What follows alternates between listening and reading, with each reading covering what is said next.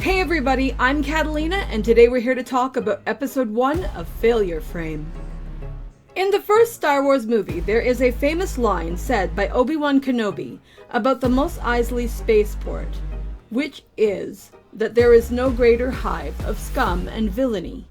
And perhaps in Star Wars he is correct, but within the concept of anime and anime casts as a whole, I can't recall the last time that I really saw a cast of characters that made me think of this particular line in the same way that I felt as I watched the first episode of Failure Frame. Because there is absolutely no character here who seems like they are devoid of fault, and it's absolutely wild to see such a amazingly varied group of broken people all be gathered in the same place, and having been broken from a variety of different walks of life, whether that is from not enough success, too much success, rejoicing over other people's failures, or any number of other things. I was really shocked to see just how messed up everyone here is, and I don't necessarily mean to say that everything about that is those individuals' faults, but it's certainly going to make for an interesting ride, provided that this show can succeed in actually showcasing these characters as having shades of grey, rather than having them be evil at all times. And based off of certain characters and their actions that we see here, I think it's doing a reasonable job at that, but it's something I did want to point out. One thing I also want to get across very quickly before we delve further into this story is the reality that there is some physical abuse toward a small child at least twice in the episode, and it's pretty bad. So, I mean, if somebody is really uncomfortable with physical abuse, if it really upsets you or something, you are probably not going to make it past the 2-minute mark of this anime, because it's right at the beginning, and it's freaking rough. I'm not somebody who necessarily is going to back away from a story over something like this, but it had me really angry, like want to toss a Kindle kind of angry if I was reading a book. So I wanted to make sure that I pointed that out. I mean, it's far from the only shitty behavior that we see someone engage with in this story, but given that it's a flashback and it's about a small kid being very viciously abused by a man while a woman is sitting on the couch and pretending it's not happening, it was pretty frickin' rough, and I wanted to make sure we all were on the same page.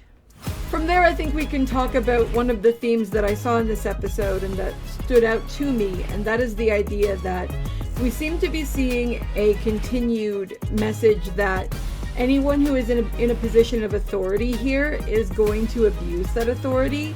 We see that with the teacher in one instance on the bus before they get summoned into the new world, where one of the kids is being bullied, and it's implied that this kid has had mental health issues, and the teacher basically tells him that if he wants to make a mess on the carpet, he can do it once he's not in that teacher's class anymore. Like, what the actual hell is wrong with this teacher? That was absolutely messed up.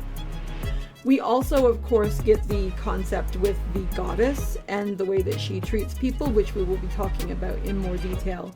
And of course, we also get that abuse scene that I talked about a moment ago. It seems that whenever we see people who have authority over other people, they go rogue. And it doesn't seem to just be something where we're seeing these people who have already had this authority who end up doing this. We actually see a part later in the story when the kids have actually started to have their power rankings be given to them, and we see this one kid who is actually lower in the pecking order than our leading character Momori is, and we see him actually begin to berate Momori because now Momori is at the bottom of the food chain. A hierarchy of command seems to exist within the school setting and between the students. We even got kind of a glimpse of that on the bus, and it was really crazy to see just how much it amplified when all of these powers started being given out to people. And it shows just how screwy people can get when they start to think that they actually have some kind of power that actually places them above or below someone, when in reality, generally speaking, there's always going to be somebody who is above you or below you in pretty much any circumstance. And it's always wisest to keep that in mind and to treat people with dignity, because you never know when that shoe is going to be coming for your ass. Of course, no discussion of this episode would be complete without talking about the goddess who actually summoned the students and their teacher to her world.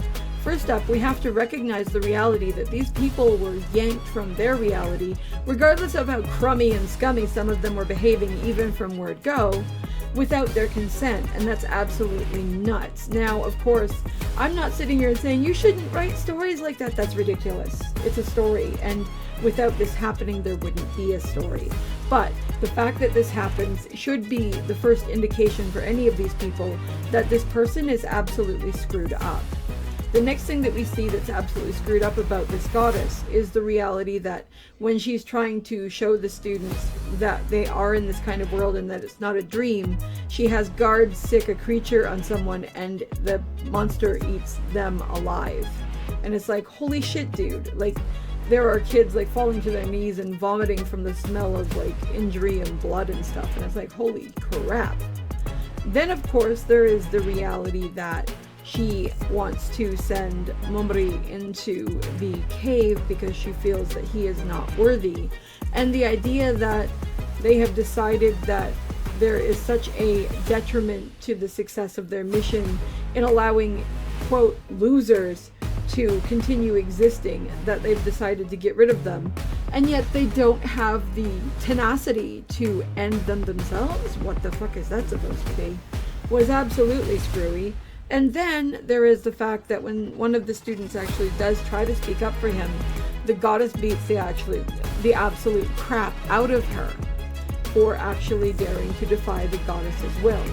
How any of them could actually willingly want to work for this person is beyond me. And if the issue had been, no, we don't want to work for you, that was something I could have completely understood. Or if it was, we have no choice but to work for you, again, I could understand that given their circumstances. What was really wild to me, and what I found very hard to understand from my own personal philosophies, was that all of these students, outside of that one girl, actually ended up rejoicing over the fact that this goddess was sending one of their classmates needlessly to their death merely for the sin of not being good enough in her eyes. And that kind of attitude is gross. Now, I wasn't completely surprised from the way that they behaved on the bus. It made perfect sense that being put into a more dire situation, this kind of behavior was inevitable. But it's really crazy to see just how quickly they were successful in making these characters seem so unlikable. The interesting thing, though, about our protagonist, Momori, is that although he is definitely more likable, and we see a couple of hypothetical save the cat moments for him to make him stand out a bit more, he still isn't actually perfect. And more interestingly, given the context of this story and the themes of this story, we learn and we see the fact that there is an inner spark in him that is not necessarily noble and courageous, but rather that is a sort of a dark and eminent spirit that is coming out of being frustrated at constantly feeling underpowered or abused. And holy crap, my dudes, when somebody is like that, and when somebody's going through that, and when somebody breaks like that, that kind of break is going to make him potentially go crazy. And the question we're going to have to see about and ask ourselves with this story as we go through it is he going to actually be able to do anything where he's going to find some modicum of success and of some form of purpose or goal? Or is this desire for revenge, which I'm sure we're going to slowly see creeping up even more as things go on, based off of how much time and care was spent on it in this episode, is he actually going to be able to find some way to use that, or is it going to eat him alive? And it'll be interesting to see quite what they will actually do with it. I really admire the fact that Momori, when he is dropped down into this cave and everything, he's scared, he's freaked out, he's frustrated, but he actually does try and use his powers, and he discovers that they do work. And at first he thinks it's a miracle that one worked, and then he tries again and realizes it might not be a fluke. But what I really loved was when he gets to this point where he no longer has any HP left, and the first creature, a Minotaur, is coming back for him.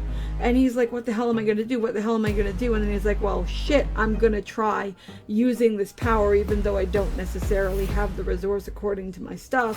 Because, I mean, what's the worst thing that could happen to me for trying, considering that the alternative is getting eaten by this Minotaur, and he fights back. And it'll be interesting to see just what the rules of magic are within this world, and whether they're different for him or what exactly is going on, or whether there are consequences he's going to face that he does not yet see. I really love the detail that they do on actually showing his facial expressions throughout everything that's going on, though, because that was one of the things that really sold me on this show when I was watching the trailer and when I was trying to get a feel for what kind of story this is going to be. And the expressions and emotions of this character are something that really connected with me, because while I don't really have the kind of life or background where I can relate to being that frustrated with people over abuse, I do understand what it is to feel frustrated over limitations because of my disabilities. And I can only imagine if I was in his situation and somebody was doing that to me because of my limitations, that I would probably be doing all of the stuff he is actually showing and describing here. So I feel a great kinship with this character, and I wonder whether that will last, whether that will change, what will happen as we go forward. Overall, though, I'm very happy with how this story is progressing so far. It was a bit hard for me getting through that opening with the child abuse. That kind of stuff really pisses me off. I'm not someone who's like, that shouldn't be in story, but I won't lie when something is hard for me to deal with. Anyway, I'd love to know what you guys thought, so drop a comment below and let me know, and I'll see you in the next video. Talk to you later. Bye!